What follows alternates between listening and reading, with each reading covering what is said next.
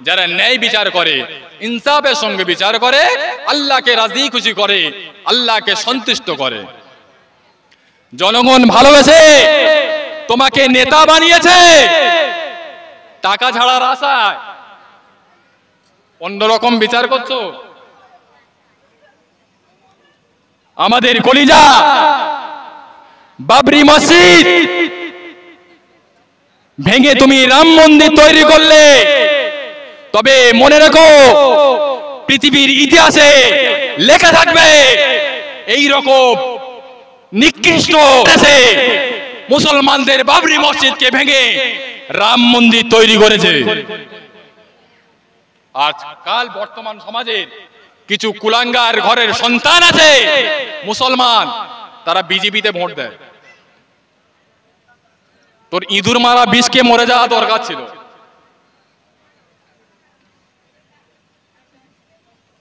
নবীর উম্মাদ বলে দাবি করছো, আল্লাহর নেক বান্দা বলে দাবি করছো, মুসলমানদের চিরশত্রু ইহুদির বাচ্চা, খ্রিস্টানের বাচ্চা, তাদেরকে সাপোর্ট করছো। শুনে রাখো, কিয়ামতের ময়দানে, মাশারের ময়দানে যেদিন কেউ কারোর হবে না, স্বামী তার বিবিকে চিনতে পারবে না, বিবি তার স্বামীকে চিনতে পারবে না, বাপ তার বেটাকে চিনতে পারবে না, বেটা তার বাপকে চিনতে পারবে না, সেই দিনে আমার আপনার নবী, নূর নবী, রহমতের নবী আমাদের জন্য আল্লাহ পাকের দরবারে সুপারিশি শাফাত করবেন। জোরে বলুন সুবহানাল্লাহ। আহারে, ও জওয়ানেরা, যুবকেরা, ও আমার নবী পাকের উম্মত উম্মতিরা, কান কানা করে ঠান্ডা মাথায় কথাটা বোঝেন। 1 তারিখে আমাদের সকলের আম্মা জান হযরত আয়েশা সিদ্দিকা রাদিয়াল্লাহু তাআলা আনহা আমার নবী পাককে খুঁজে পাচ্ছে না। আল্লাহ নবী, নূর নবী, দয়া নবীকে আম্মা জান মনে মনে খুঁজতে আরম্ভ করলেন। আমি আয়েশার কোনো অপব্যবহারে, আমি আয়েশার মনে কোনো দুঃখ কষ্ট পেয়ে কি আমার কাছ থেকে অন্য কোনো বিবিদের কাছে চলে গিয়েছেন? এই না কথা মনে করে আম্মা জান হযরত আয়েশা সিদ্দিকা অন্যান্য বিবি সাহাবাদের ঘরের দরওয়াজার ফাঁক দিয়ে উঁকি মেরে দেখতে লাগলেন। কোথাও না পেয়ে আল্লাহ নবীকে খুঁজতে চলে গেলেন জান্নাতুল বাকিয়া কবরস্থানের কাছে গিয়ে দেখলেন আল্লাহ নবী জান্নাতুল মুআল্লা কবরস্থানের ধারে দাঁড়িয়ে দাঁড়িয়ে গুনাহগার উম্মত উম্মতিদের কথা চিন্তা করে আল্লাহ পাকের দরবারে কাঁদছেন। জোরে বলুন সুবহানাল্লাহ। কোন দিনে, কোন রাতে জানেন? সেই রাতটা হলো শবে বরাতের রাত। কিছু নামধারী মৌলবী বেরিয়েছে, তারা বলে শবে বরাত ফবে বরাত নেই। মনে করবেন এই ইহুদিদের দালাল, মুসলমানদের শত্রু। আপনি ইন্টারনেটে কাদের ওয়াজ শুনছেন? আপনি ওর সম্পর্কে চেনেন? কিছু নামধারী মৌলবী বেরিয়েছে, কিন্তু ওদের সঙ্গে ইহুদিদের সঙ্গে সম্পর্ক। সব নবী পাকের নামে সত্য কথা বলবে, আল্লাহ পাকের হুকুম আহকাম ঠিকঠাক ভাবে বলবে, কিন্তু এমন জায়গায় আমার নবী পাকের শান মানকে ছোট করবে, আপনি বুঝতে পারবেন না। আপনি মনে মনে করবেন এই মাওলানা ঠিক বলেছে, ও আসলে মাওলানাই নয়।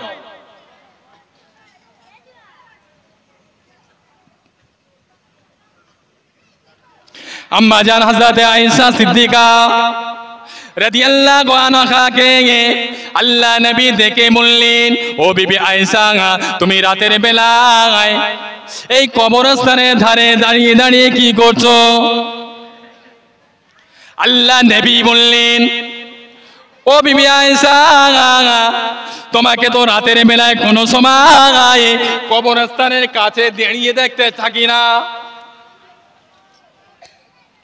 আম্মা জান হযরত আয়েশা সিদ্দিকা রাদিয়াল্লাহু তাআলা আনহা বললেন, ইয়া রাসূলুল্লাহ ইয়া হাবিবাল্লাহ, আমি আয়েশা পৃথিবীর জমিনে আপনাকে যদি 5টা মিনিট না দেখতে পাই, আমি আয়েশার বুকের ভিতরে এমন একটা জ্বালা শুরু হয়ে যায়, এমন একটা যন্ত্রণা শুরু হয়ে যায়, ওই জ্বালা যন্ত্রণাটা পৃথিবীর কোনো বস্তু দিয়ে নিবারণ করা যায় না, কেবলমাত্র শুধুমাত্র আপনার চাঁদ মুখখানা দেখার জ্বালা। জোরে বলুন সুবহানাল্লাহ। ইয়া রাসূলুল্লাহ, হাবিবাল্লাহ, আমি আয়েশা যখন না আপনার দেখতে পাই, আমার অন্তরে একটা জ্বালা শুরু হয়ে যায়, যন্ত্রণা শুরু হয়ে যায়। ওই জ্বালা যন্ত্রণাটা পৃথিবীর কোনো বস্তু দিয়ে নিবারণ করা যায় না, কেবলমাত্র শুধুমাত্র আপনার চাঁদ মুখখানা নূরের দেখার জ্বালা। আম্মা জান হযরত আয়েশা সিদ্দিকা রাদিয়াল্লাহু তাআলা আনহা অজর নয়নে কাঁদতে লাগলে, ইয়া রাসূলুল্লাহ কে ইয়া হাবিবাল্লাহ, পৃথিবীর জমিনে আপনার একটা মিনিট না দেখতে পেলে আমি আয়েশা জ্বালা যন্ত্রণা শুরু হয়ে যায়। কিন্তু ইয়া রাসূলুল্লাহ কে ইয়া হাবিবাল্লাহ, কিয়ামতের ময়দানে, মাশারের ময়দানে আল্লাহ পাকের কোটি কোটি কোটি কোটি বান্দা বান্দি, ওই কোটি কোটি বান্দা বান্দিদের ভিতরে আমি মেয়ে ছেলে, আমি আয়েশা কোথায় গেলে আপনাকে দেখতে পাবো? আপনাকে যদি না দেখতে পাই আমি আয়েশা দিবানা হয়ে যাব, আমি আয়েশা পাগল হয়ে যাব। কোথায় গেলে আপনাকে দেখতে পাবো? কিয়ামতের ময়দানে, মাশারের ময়দানে নবী আদম আলাইহিস সালাম থেকে নবী মুহাম্মদ সাল্লাল্লাহু আলাইহি ওয়াসাল্লামের যত উম্মতি কিয়ামতের ময়দানে এক জায়গায় হবে, কোটি কোটি কোটি কোটি আল্লাহর বান্দা বান্দি। কোথায় গিয়ে আপনার সঙ্গে দেখা হবে? কোথায় গেলে আপনাকে দেখতে পাবো? কিয়ামতের ময়দানে কেউ কারো হবে না।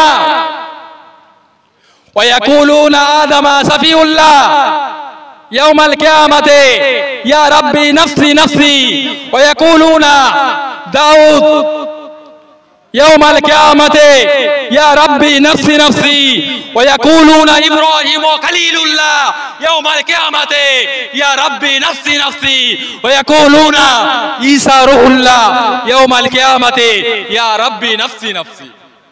নবী আলাইহিস সালাম গানেরা নাফসি নাফসি করবে, সেখানে আমি আপনি কিছু কি? নবীরা নাফসি নাফসি করবে। নিজের আমলের বড়াই করে কেউ কখনো রেহাই পাবে না।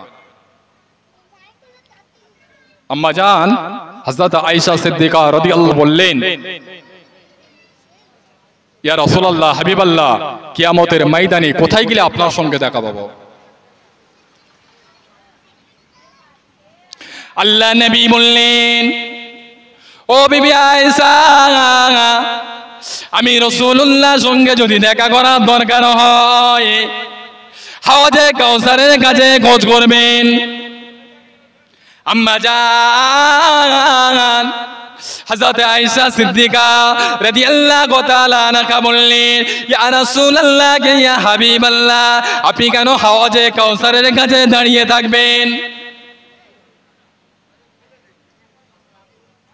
আল্লাহ নবী বললেন, ও বিবি আয়েশা সিদ্দিকা, কিয়ামতের ময়দানে, মাশারের ময়দানে আল্লাহ পাক আমাদের মাথার কোটি কোটি মাইল দূরে সূর্যটা রেখেছে। এই সূর্যটাকে আল্লাহ পাক আমাদের মাথার আধা হাত নিচে নামিয়ে আনবেন। এই সূর্যের একটা মুখ দেখতে পাচ্ছেন, এই সূর্যের 12টা মুখ খুলে দেওয়া হবে। 12টা মুখ দিয়ে কিরণ ছাড়বে, জমিনটা পুড়ে লাল তামাক হয়ে যাবে। কিয়ামতের ময়দানে তামা হবে কেন? রূপো হতে পারতো তো, সোনা হতে পারতো তো। তামার একটা বৈশিষ্ট্য আছে, একদিকে গরম করলে অন্যদিকে গরম হয়ে যায়, কিন্তু রূপো একদিকে গরম করলে অপর দিকে গরম হয় না। সোনা একদিকে গরম করলে অপর দিকে গরম হয় না, কিন্তু তামার ভিতরে আল্লাহ পাক এমন একটা বৈশিষ্ট্য দিয়েছে, একদিকে গরম করলে অপর দিকেও গরম হয়ে যাবে। কিয়ামতের ময়দানে মানুষ মনে মনে করবে এদিকে বড় উত্তপ্ত হয়ে গিয়েছে, তাই মানুষ ছুটে ওই দিকে যাবে। সেখানে গিয়ে দেখবে একই গরম। আল্লাহ নবী বললেন, ও বিবি আয়েশা, কিয়ামতের ময়দানে, মাশারের ময়দানে আমার যে সমস্ত উম্মতিরা নফসি নফসি নফসি নফসি করবে, আমি রাসূলুল্লাহ থাকতে না পেরে আমি রাসূলুল্লাহকে আল্লাহ পাক হাওজে কাউসার দিয়েছে। আল্লাহ পাক কোরআন শরীফের ভিতরে বললেন, ইন্না আতাইনাকাল কাউসার, ও আমার হাবিব, আমি আল্লাহ পাক তোমাকে হাওজে কাউসার দিয়েছি। কিয়ামতের ময়দানে, মাশারের ময়দানে আপনার যে সমস্ত উম্মতিরা পিপাসার কারণে পানি পানি পানি পানি করে চিৎকার করবে, ও আমার হাবিব, ও আমার নবী, আপনি আপনার ওই সমস্ত গুনাহগার উম্মতিদের পিপাসার পানি, হাওজে কাউসারের পানি পান করাতে থাকবেন। জোরে বলুন সুবহানাল্লাহ। বিবি আয়েশা, আমি রাসূলুল্লাহর সঙ্গে যদি সাক্ষাৎ করার দরকার হয়, হাওজে কাউসারের কাছে খোঁজ করবে। আম্মা জান হযরত আয়েশা সিদ্দিকা রাদিয়াল্লাহু তাআলা আনহা বললেন, ইয়া রাসূলুল্লাহ আগে, ইয়া হাবিবাল্লাহ হুজুর, আর কোথায় গেলে আপনার সঙ্গে দেখা হবে? আল্লাহ নবী বললেন, ও বিবি আয়েশা, আমি রাসূলুল্লাহর সঙ্গে যদি সাক্ষাৎ করা দেখা করা দরকার হয়, মিজানের দাঁড়িপাল্লার কাছে খোঁজ করবে। আম্মা জান হযরত আয়েশা সিদ্দিকা রাদিয়াল্লাহু তাআলা আনহা বলেছিলেন, ইয়া রাসূলুল্লাহ কে, ইয়া হাবিবাল্লাহ, আপনি কেন মিজানের দাঁড়িপাল্লার কাছে দাঁড়িয়ে থাকবেন?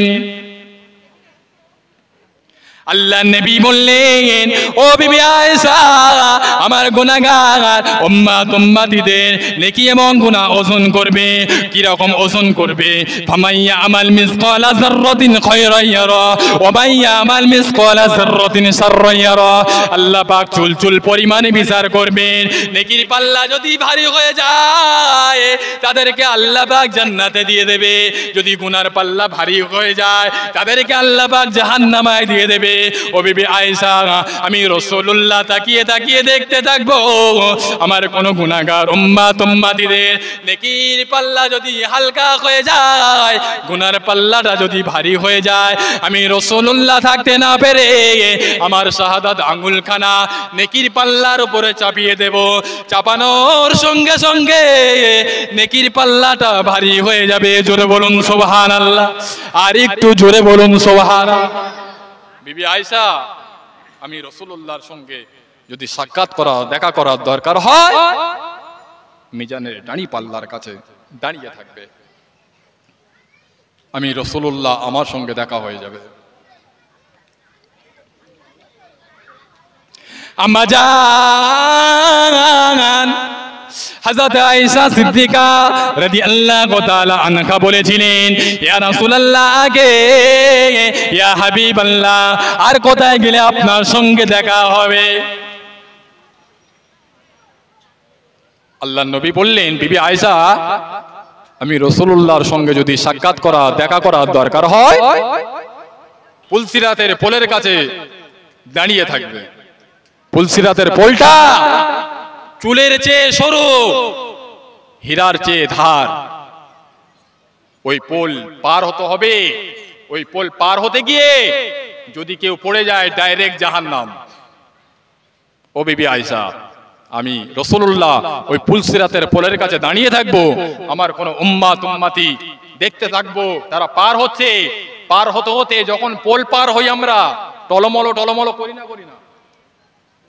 আমি রাসূলুল্লাহ দেখতে পাবো আমার উম্মতিরা টলমলো করছে। আমি রাসূলুল্লাহ ওই সময় আমার আশিক উম্মতিদেরকে হাত ধরে ধরে পুলসিরাতের পোলটা পার করিয়ে দেবো। জোরে বলুন না সুবহানাল্লাহ। আর একটু জোরে বলা যাবে? একবার তাকবীর দেন তো, কারো জবান যেন বন্ধ না থাকে। আল্লাহ সবকিছু দেখতে পাচ্ছে। লা তাখুযু সিনাতান ওয়ালা নাউম। আল্লাহ ঘুমাচ্ছে? আল্লাহ ঘুমায় না। আল্লাহর নামে ধ্বনি দেবে, গলায় যদি কোনো রোগ থাকে আল্লাহ শেফা করে দেবে। তাকবীর দেন, নারে তাকবীর। এতগুলো মানুষ তাকবীর দাও না, নারে তাকবীর, নারে তাকবীর, নারে তাকবীর। সিলসিলায়ে হক মুজাদ্দিদে জামান, সিলসিলায়ে হক মুজাদ্দিদে জামান, নারে তাকবীর। আল কোরআনের আলো, আল কোরআনের আলো, আল হাদিসের আলো, নারে তাকবীর। আল্লাহর নামে ধ্বনি দিলে কি হয়? বাড়িতে, গ্রামে, কোন জায়গায় যদি বালা মুসিবত থাকে, আল্লাহ পাক বালা মুসিবতকে দূরে সরিয়ে দেন। জোরে বলুন না সুবহানাল্লাহ।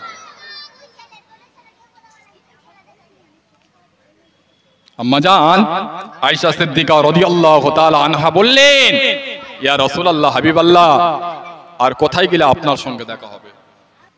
আল্লাহ নবী বললেন, ও বিবি আয়েশা, আমি রাসূলুল্লাহর সঙ্গে যদি সাক্ষাৎ করা, দেখা করার দরকার হয়, জাহান্নামের দরওয়াজার কাছে খোঁজ করবে।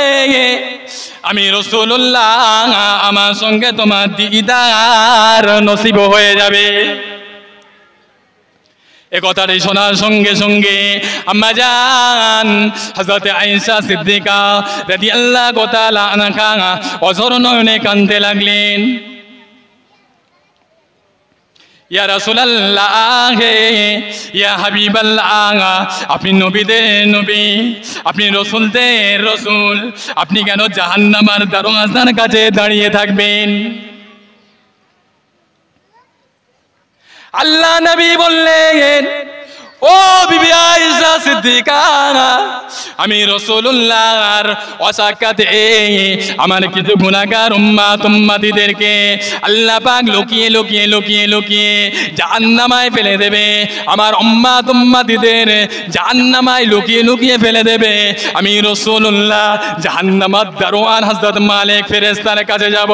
ও ভাই মালিক ফেরেশতা, আমার গুনাহগার উম্মত উম্মতিরা কি জাহান্নামায় পড়ে আছে। হযরত মালিক ফেরেশতা বলবে, ইয়া রাসূলুল্লাহ, ইয়া হাবিবাল্লাহ, আপনার অসাক্ষাতে কিছু গুনাহগার উম্মত উম্মতিরা জাহান্নামায় পড়ে আছে। আল্লাহ নবী ওই সময় আল্লাহ পাকের দরবারে চলে আসবে। আল্লাহ পাকের দরবারে চলে এসে আল্লাহ পাকের দরবারে মাকামে মাহমুদ বলে একটা জায়গা আছে। ওই মাকামে মাহমুদে গিয়ে আল্লাহ নবী সিজদায় পড়ে গিয়ে আল্লাহ পাকের তারিফ, আল্লাহ পাকের ইবাদত করতে লাগবে। আল্লাহ পাকের দরবারে অঝর নয়নে কাঁদবে, ও রব্বুল আলামিন, আল্লাহ, আমার উম্মত বড় গুনাহগার, আমার উম্মত বড় খাতাগার, আমার উম্মত বড় সিয়াকার, গুনার কারণে আমার উম্মত জাহান্নামে চলে গেছে। আমার উম্মত গুনাহগার, দুনিয়ার জমিনে একটু কষ্ট পেলে আমার উম্মত থাকতে পেত না। কত কষ্ট করে ডাক্তারখানা নার্সিং হোমে যেত, চিল্লা চিল্লি করতো, মা গো বাবা গো বলতো। রব্বুল আলামিন, আল্লাহ, আমার উম্মত আপনার জাহান্নামের আগুন সহ্য করতে পারবে না। আপনি আমার গুনাহগার উম্মত উম্মতিদেরকে জাহান্নাম থেকে বার করে দেন। আল্লাহ পাকের দরবারে সিজদায় পড়ে গিয়ে আল্লাহ নবী অঝর নয়নে কাঁদবেন, এত কান্না কাঁদবে, এত রোনাজারি করবে।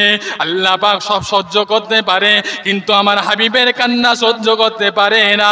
আল্লাহ পাক বলবেন, ও আমার হাবিব, ইরপারা সাকা, হাবিব আপনি মাথা তোলেন, মাথা তোলেন, আপনার সুপারিশকে আমি আল্লাহ পাক কবুল করে নেব। জোরে বলুন সুবহানাল্লাহ, আর একটু জোরে বলুন সুবহানাল্লাহ, আরো জোরে বলুন সুবহানাল্লাহ।